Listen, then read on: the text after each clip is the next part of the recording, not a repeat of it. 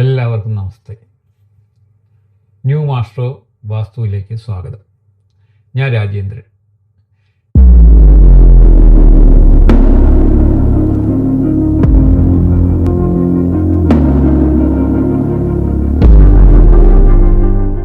ഇന്ന് ഞാൻ പറയുന്ന എൻ്റെ എളിയ സബ്ജക്റ്റ് ഏഴരശനി, അഷ്ടമശനി, കണ്ടകശനി.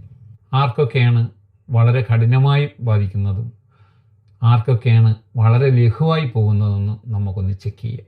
ശനിക്ക് നവഗ്രഹങ്ങളിൽ കുറച്ച് ഗ്രഹങ്ങളോട് ശത്രുതയും കുറച്ച് ഗ്രഹങ്ങളോട് മിത്രവും കുറച്ച് ഗ്രഹങ്ങളോട് സമൻ, നമ്മളെപ്പോലെ തന്നെ കരുതുന്നതായിട്ടും ഉണ്ട്.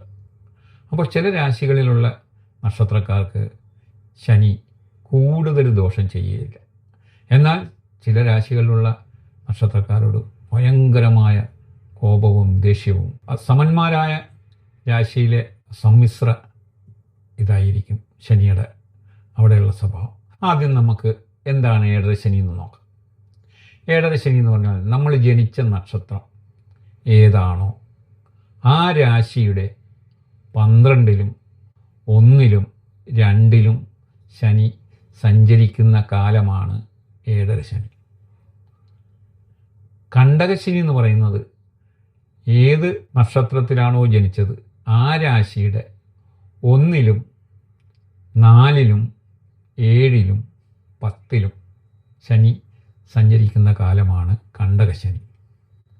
അഷ്ടമശനി എന്ന് പറയുന്നത് ഏത് രാശിയിലാണോ ജനിച്ചത് ആ രാശിയുടെ 8-ാം രാശിയിൽ കൂടി സഞ്ചരിക്കുന്ന കാലമാണ് അഷ്ടമശനി. ശനി എന്ന് പറയുന്ന ഗ്രഹത്തിൻ്റെ പേര് തന്നെ മന്ദൻ എന്നാണ്. ഒരു രാശിയിൽ സഞ്ചരിക്കുന്നതിന് ഈ ശനിക്ക് 2.5 വർഷം എടുക്കും. ഇനി ഏതൊക്കെ രാശികളിൽ ശനി സഞ്ചരിക്കുമ്പോഴാണ് കൂടുതൽ ദോഷവാനാകുന്നതെന്ന് നമുക്ക് നോക്കാം. ഒന്നാമതായി മേടൻ രാശി, രണ്ടാമത് കർക്കിടകം, മൂന്നാമത് ചിങ്ങം, നാലാമത് വൃശ്ചിക. ഈ രാശികളിൽ കൂടി ശനി സഞ്ചരിക്കുമ്പോൾ ഏറ്റവും ദോഷം ഫലമായിരിക്കും ആ നക്ഷത്രങ്ങൾക്ക് ചെയ്യുന്നത്. എന്നാൽ മേടത്തിൽ 3 നക്ഷത്രങ്ങളുണ്ട്: അശ്വതി, ഭരണി, കാർത്തിക, കാല്.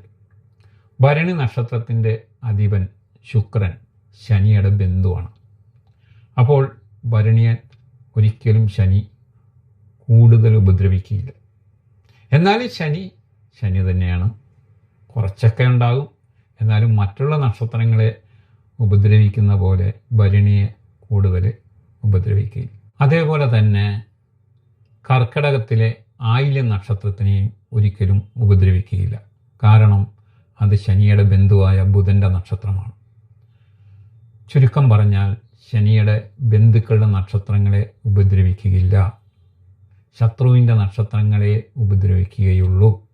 അത് നമ്മൾ മനസ്സിലാക്കിയെടുത്തോളണം. ഞാൻ ഈ പറഞ്ഞ ശനിയുടെ ലഘുവിവരണം നിങ്ങൾക്ക് ഇഷ്ടപ്പെട്ടിട്ടുണ്ടെങ്കിൽ തീർച്ചയായിട്ടും ലൈക്ക് ചെയ്യണം, ഷെയർ ചെയ്യണം, സുഹൃത്തുക്കൾക്ക് എല്ലാവർക്കും അയച്ചു കൊടുക്കണം. ഞാൻ ചുരുക്കുന്നു. നമസ്തേ.